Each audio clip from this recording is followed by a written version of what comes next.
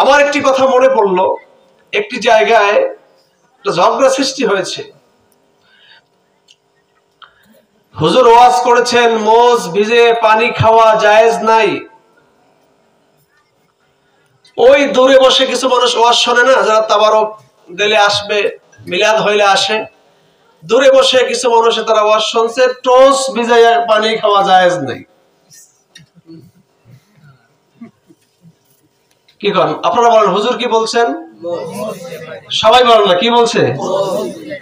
আর তিনি শুনছে কি? এখন তো হুজুরে তো রাত্রে ছিল ওয়াজ করার পরে, সকালবেলা হুজুরে তো বের হয়েছে, মুসল্লিরা বলছে হুজুর একটু চা খেয়ে যান। হুজুর চার সাথে টোস্ট নিয়ে ভিজিয়ে খাচ্ছেন, আর দূর থেকে উনি আসে, হুজুর কি হয়েছে বাবা, আপনি কালকে ওয়াজ করলেন টোস্ট ভিজিয়ে পানি খাওয়া জায়েজ নাই, চা খাওয়া জায়েজ নাই। হুজুরকে, বাবা আপনি কি মাহফিলে আসছিলেন? এখন কিছু বলতেছে না। আমি অনেক দূরে বসেছিলাম, বন্ধুদের সাথে আড্ডা দিয়েছিলাম, চ্যাটিং করেছিলাম, মেসেঞ্জারে ছিলাম, ফেসবুকে ছিলাম, অনলাইনে ছিলাম। আমি ওইখান থেকে আওয়াজ আসতে শুনছি যে মোস না টোস, আমি মনে করছিলাম যে টোস করছেন আপনি। তা এরকম মজলিসে বসলে আর বাহিরে থাকলে কি উল্টা পাল্টা বাজতে পারে কি পারে না?